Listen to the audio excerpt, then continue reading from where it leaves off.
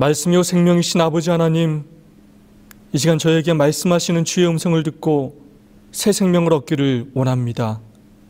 성령 하나님, 저의 마음 깊은 곳에 역사하여 주시고 저의 심령을 찔러 쪼개주셔서 돌같은 저의 마음에 은혜와 감동이 있게 하여 주시옵소서. 저희를 향한 하나님의 사랑과 뜻을 깨달아 아는 생명의 시간이 될 수 있도록 함께하여 주시옵기를 예수의 이름으로 기도하옵나이다. 아멘.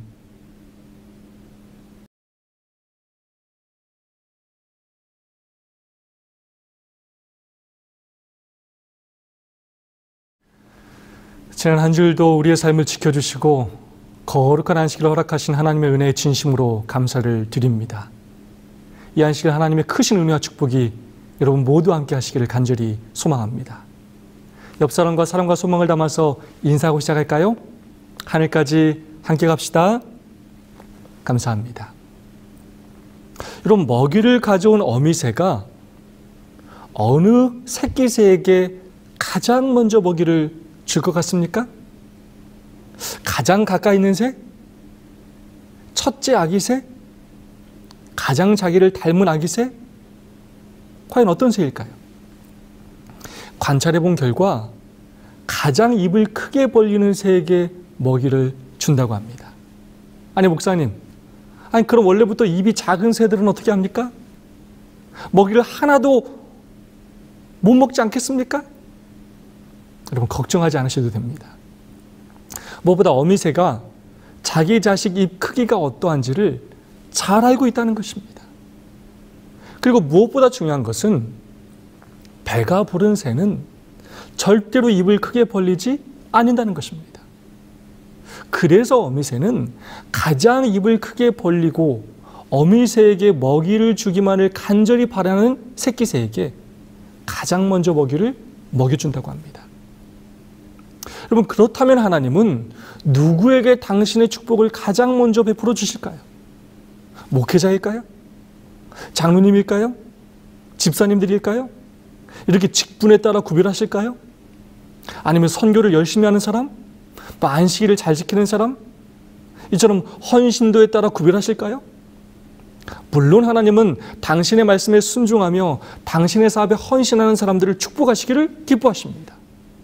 또한 그렇게 하실 것입니다.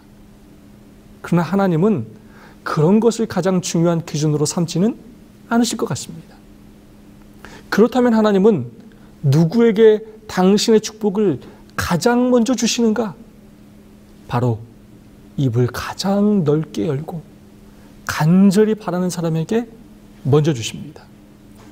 시편 81편 10절의 말씀입니다. 나는 너를 애굽 땅에서 인도하여 낸 여호와 내 하나님이니 내 입을 넓게 열라 내가 채우리라 하였으나. 내가 너를 구원한 하나님이다. 내 입을 넓게 열 거라 내가 채울 것이다. 하나님은 바로 입을 넓게 열고 당신을 갈망하는 자녀에게 가장 먼저 채워주십니다. 오늘 본문의 말씀도 그 진리를 설명해주고 있습니다. 마태복음 15장 21절의 말씀입니다. 예수께서 거기서 나가사 두로와 시돈 지방으로 들어가시니. 예수께서 거기서 나가사. 예수님의 공생의 봉사는 주로 갈릴리 지방에서 이루어졌습니다. 그곳에서 5,000명을 먹이기도 하시고 병자를 고치기도 하시며 바람과 바다도 잔잔케 하시는 놀라운 이적들을 보여주셨습니다. 처음에는 예수님의 그런 모습을 보고 많은 사람들이 예수님을 따랐으나 예수님께서 점점 십자가를 향해 나아갈수록 점점 사람들은 예수님을 거절하기 시작했습니다.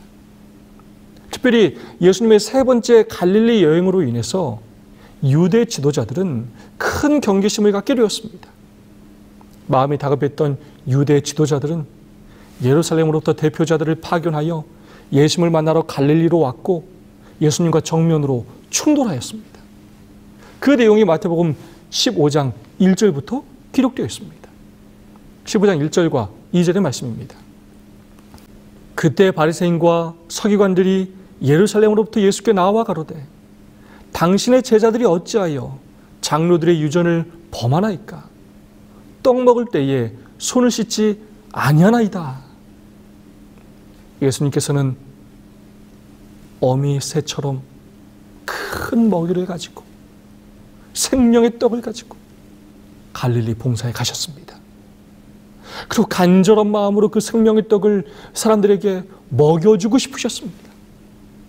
그런데 유대 사람들은, 특별히 바리새인들과 서기관들은 예수님의 먹이에는, 축복에는, 그 생명의 떡에는 관심이 없었습니다. 입을 크게 벌리지 않았습니다. 입을 벌리긴 했는데 예수님께서 주신 것을 받아먹기 위한 입이 아닌 예수님을 잡아먹기 위해 입을 크게 벌렸습니다.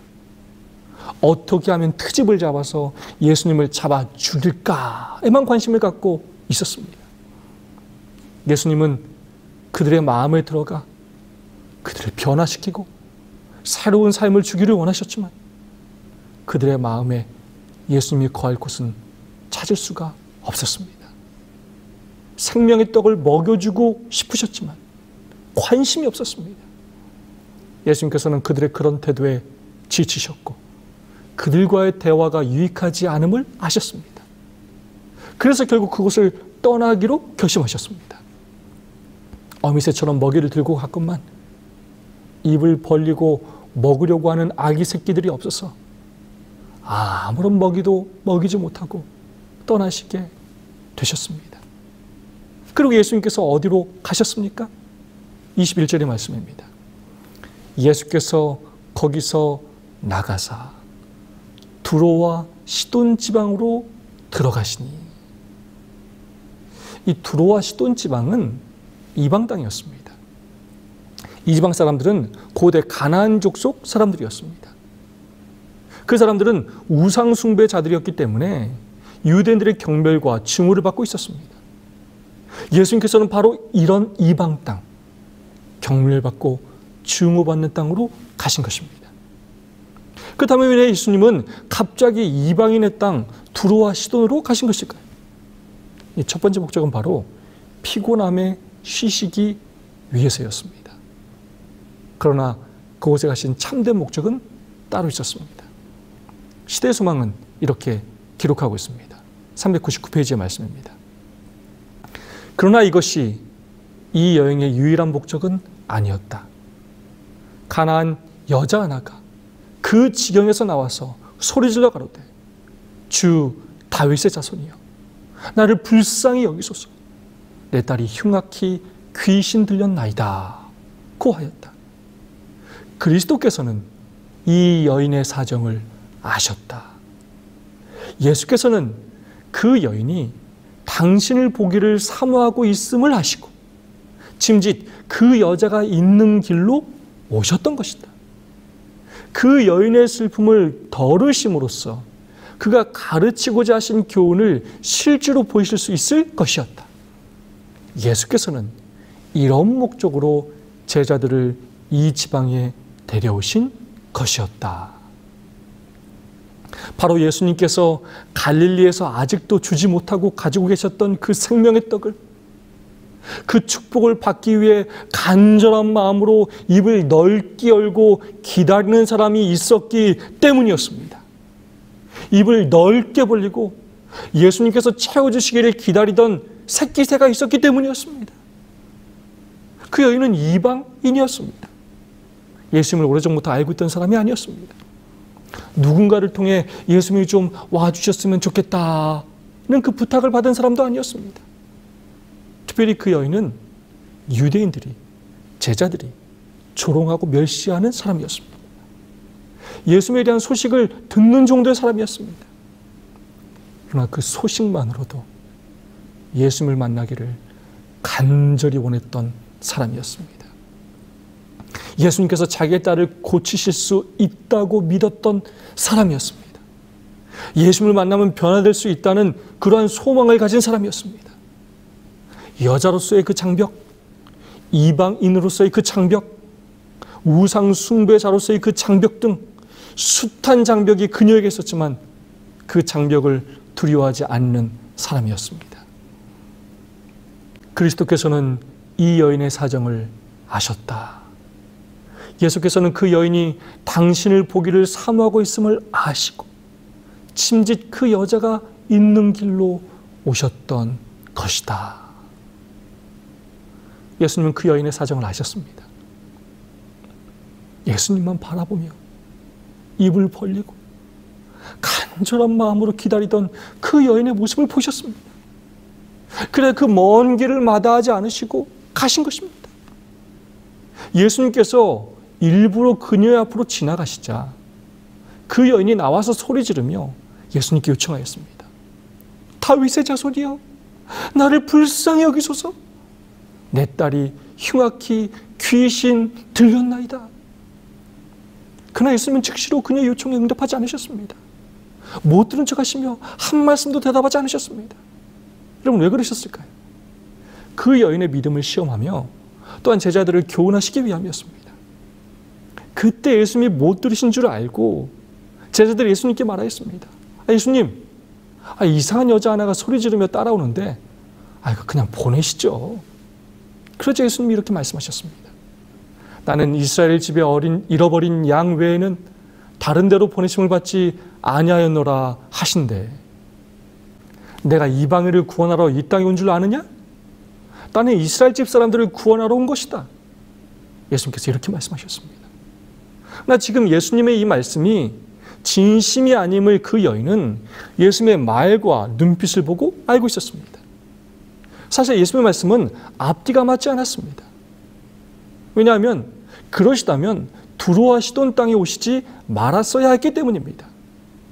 예수님의 마음을 알고 믿었던 가나안 여인은 예수님께 굴복하지 않고 다시 요청했습니다.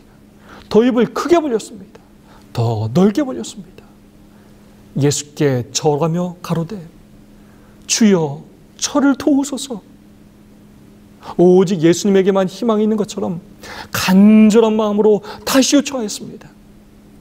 그러자 예수님은 또 이렇게 말씀하셨습니다. 자녀의 떡을 취하여 개들에게 던짐이 마땅치 아니하니라.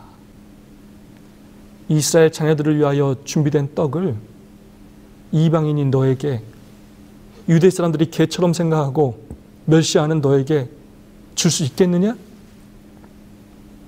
그 여인의 마음이 닫혀 있었다면, 그 여인의 마음에 간절함이 없었다면, 입을 열고 있지 않았다면 그녀는 그 말을 듣고 기분이 나빠서 떠나고 말았을 것입니다.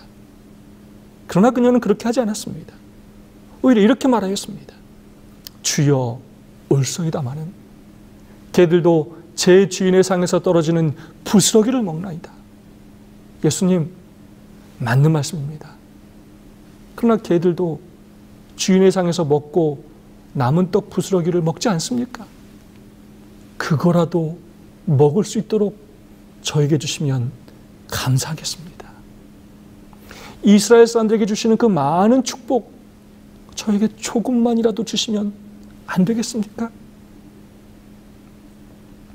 그 여인은 이스라엘을 위해 준비하셨던 생명의 떡이 아니라 그 떡의 부스러기라도 먹기 위해 간절한 마음으로 입을 크게 벌리고 예수님께 요청하였습니다. 시대소망 401페이지는 이렇게 기록하고 있습니다. 그 여자는 만일 한 마리의 개가 되는 특권을 얻을 수 있다면 그는 개로서의 취급을 기꺼이 감수할 것이다. 그 여자는 즉시 예수를 구주로 그리고 자기가 구하는 것을 다 하실 수 있는 분으로 시인하였다. 한 마리의 개가 되는 특권. 얼마나 감동적인 표현입니까? 얼마나 예수님을 향한 간절한 마음입니까? 예수님께서 주시는 축복을 얻을 수만 있다면 괴로 취급당하는 것을 기쁘게 감당하겠다. 예수님께서 주시는 축복이라면 부스러기라도 먹겠다는 그 간절한 심정. 예수님은 그 여인의 믿음에 감동하셨습니다. 너무나 기뻐하셨습니다. 그렇게 자신의 생명을 바쳐 자신을 떡으로 주시려고 갈릴리 지역에서 봉사하셨건만 예수님께서 주시는 떡에, 축복에 관심을 갖는 사람이 많지 않았습니다. 그러나 그 여인은 떡이 아니라 부스러기라도 원하는 간절한 믿음을 소유하였습니다. 예수님은 그 여인의 믿음을 크게 칭찬하시면서 이렇게 말씀하셨습니다. 여자여, 내 믿음이 크도다. 내 소원대로 되리라 하시니 그 시로부터 그의 딸이 나으니라. 그 가나안 여인의 믿음대로 즉시 그녀의 딸은 낳았습니다. 하나님의 놀라운 축복을 경험하였습니다. 여러분, 지금 보시는 이 그림은 홀반 헐트라는 유명한 성화 작가가 그린 세상의 빛이라는 그림입니다. 이 그림에서 특이한 점이 하나 있습니다. 중요한 물건이 하나 없습니다. 이 그림은 똑같은 주제의 다른 그림입니다. 이 그림도 마찬가지입니다. 중요한 물건이 하나 없습니다. 여러분, 그것이 무엇일까요? 네, 바로 문고리입니다. 예수님이 밖에서 서 계시지만 안에서 열어주지 않으면 들어갈 수가 없는 것입니다. 밖에서는 열 수가 없는 것입니다. 요한계시록 3장 20절의 말씀입니다. 볼지어다 내가 문 밖에 서서 두드리노니 누구든지 내 음성을 듣고 문을 열면 내가 그에게로 들어가 그로 더불어 먹고 그는 나로 더불어 먹으리라. 왜 하나님을 믿는데 하나님께서 주시는 축복을 충분히 받지 못하는가? 여러분, 그 이유는 간단합니다. 입을 열지 않기 때문입니다. 마음을 열지 않기 때문입니다. 간절한 마음으로 구하지 않기 때문입니다. 이방인이어서 예수님이 계신 곳과 멀어서 우리의 삶의 문제가 해결되지 않는 것이 아닙니다. 예수님은 그곳이 어디이든 그 사람이 누구이든 그런 것과 상관없이 자기를 찾는 자에게 언제나 나아가 당신의 생명의 떡을 먹여주십니다. 우리의 상황을 변화시켜 주시고 우리에게 축복을 주시는 분이십니다. 그렇다면 왜 많은 그리스도인들이 하나님께 입을 벌리지 않는 것일까요? 그 이유는 간단합니다. 엉뚱한 것으로 배가 불렀기 때문입니다. 세상에 썩어 없어질 것들을 갈구하다가 그것을 먹고 배가 불렀기 때문입니다. 너무나 세상의 많은 것들에 관심을 갖고 마음을 빼앗겨 버렸기 때문입니다. 그래서 하나님의 말씀에, 하나님의 사업에 관심이 없습니다. 그래서 영적으로 건강하지가 않습니다. 일시적인 만족을 주는 것만 먹으면 이인의 허기가 지고 배탈이 나서 건강하지 못한 것입니다. 잠깐의 만족은 채워지지만 결국 이 땅에서의 삶으로 끝나게 되는 것입니다. 마태복음 5장 6절의 말씀입니다. 의에 줄이고 목마른 자는 복이 있나니 저희가 배부를 것이며. 의에 줄이고 목이 말라야, 하나님을 간절히 간구해야, 그래야 예수님께서 우리의 마음문을 열고 들어오셔서 우리의 필요를 채워주실 수가 있는 것입니다. 여러분, 누가 하늘에 들어가는지 아십니까? 들어가기를 간절히 원하는 사람이 들어갑니다. 누가 하나님의 축복을 받는지 아십니까? 하나님의 축복을 받기 원하는 사람이 받는 것입니다. 누가 하나님을 만날 수 있는지 아십니까? 하나님 만나기를 간절히 원하는 사람이 만나는 것입니다. 누가 영혼을 구원하느냐? 영혼을 사랑하여 구원하기를 갈망하는 사람이 구원하는 것입니다. 어느 교회가 부흥하고 어느 교회가 성장하는지 아십니까? 우리 교회가 부흥하고 성장하기를 간절히 원하는 교회가 부흥하고 성장하는 것입니다. 그 간절함과 목마름이 있는 사람에게 역사가 일어나는 것입니다. 그럼 어떻게 그 가나안 여인은 예수님께 그런 요청을 할 수 있었을까요? 부스럭이라도 달라는 그 요청을, 개 취급을 받는 것을 기쁘게 여길 수 있었을까요? 그 이유는 바로 자기에게 아무런 자격이 없다고 생각했기 때문입니다. 그렇다면 왜 바리새인들과 서기관들은 예수님을 거절했을까요? 예수님에게는 그런 일을 할 자격이 없고 자기들에게는 그런 자격이 있다고 생각했기 때문입니다. 한마디로 정리하자면 바리새인들과 서기관들은 자기들의 자격을 중요하게 여겼기 때문이고, 가나안 여인은 하나님의 은혜만을 바라봤기 때문입니다. 이스라엘 백성들의 가장 큰 문제는 바로 선민사상이었습니다. 그들만 하나님의 백성이고 그들만 구원받는다고 생각하였습니다. 그들에게만 자격이 있다고 생각하였습니다. 큰 착각 속에서 그들은 살았습니다. 우리 중 그 누구도 우리 스스로 구원받을 자격을 가진 사람은 아무도 없습니다. 전적으로 하나님의 은혜입니다. 우리에게는 아무런 자격이 없습니다. 아무런 공로가 없습니다. 오늘 우리가 이토록 큰 축복과 진리 가운데 남은 머리로 사는 것은 하나님의 큰 은혜입니다. 언제 신앙에 문제가 생기는가? 바로 은혜를 놓칠 때입니다. 은혜를 놓치면 신앙은 변질이 됩니다. 내가 한 일만 생각하게 됩니다. 예수님에 대한 간절함이 사라지게 됩니다. 의에 대한 줄임과 목마름이 사라지게 됩니다.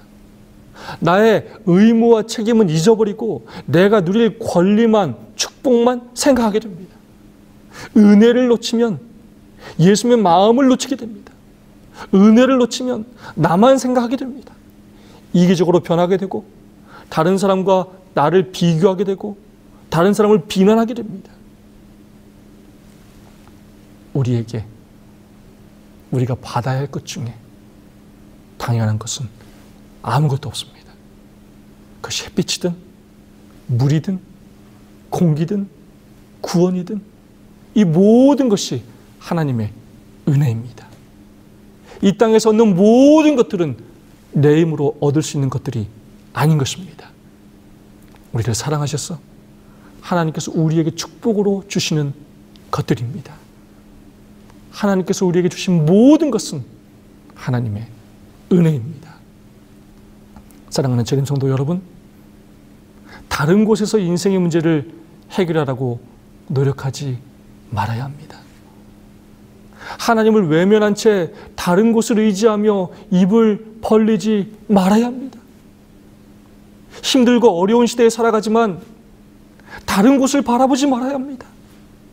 다른 곳에서 다른 것으로 배부르지 말아야 합니다. 다른 곳에 무릎 꿇고 다른 곳에 머리를 숙이지 말아야 합니다. 오직 하나님의 은혜만을 구하며 하나님께만 머리를 숙이며 살아야 합니다. 하나님께서 먹여주시는 것만 먹으며 하나님께서 입혀주시는 것만 입으며 하나님께서 보내시는 곳에만 가며 하나님께서 시키시는 일만 하는 그리스도인이 되어야 합니다. 예수님의 십자가를 지고 예수님의 제자로 살아가는 것을 기쁨과 특권으로 여기며 사는 그리스도인이 되어야 합니다. 하나님께서 나에게 주신 은혜에 늘 감사하는 그리스도인이 되어야 합니다.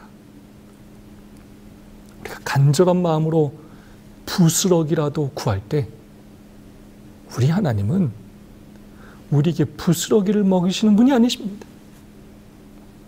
그분은 이 땅에서 버려지고 외면받아 부스러기만도 못한 대접을 이 땅에서 받으며 사셨지만, 그리고 십자가에서 갈기갈기 찢어지시며 부스러기 떡이 되셨지만, 당신의 사랑하는 자녀들에게는 당신 자신의 생명의 떡을 먹이시는 분이십니다. 세상 그 무엇과도 비교할 수 없는 귀하고 좋은 것을 먹이시는 분이십니다. 자신이 부스러기가 되실 때까지 아낌없이 우리에게 모든 것을 주시는 분이십니다. 선지자왕 714페이지에 있는 말씀입니다. 오늘날 하나님을 두려워하는 사람들은 영적 바벨론에서 나오라는 기별을 듣고 있으며, 그들은 곧 새로 만들어질 세상 하늘 가나안에서 하나님의 은혜의 전리품으로 서게 될 것이다. 저는 이 구절을 너무나 좋아합니다. 하늘 가나안에서 하나님의 은혜의 전리품으로 서게 될 것이다.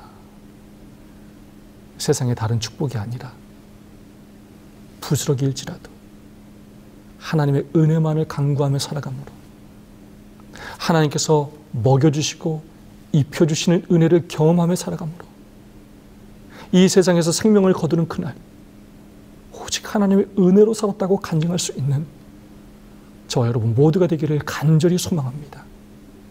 그래야 우리 주님 오시는 그날 하나님의 은혜의 전리품들로 그 영광의 대열에 모두 참가할 수 있게 되기를 진심으로 간절히 바라면서 말씀을 마치겠습니다.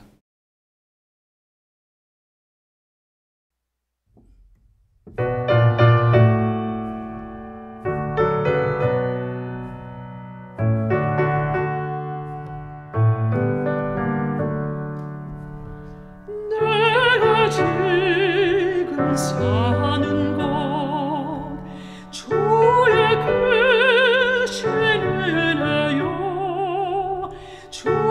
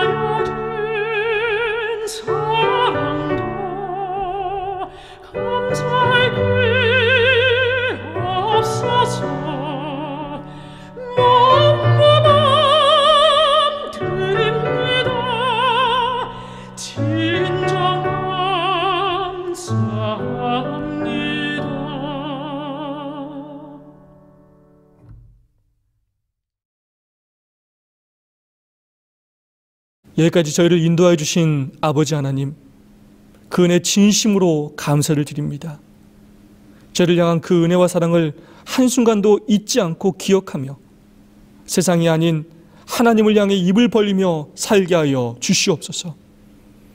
하나님을 향한 간절함과 감사함으로 살게 하여 주시옵소서.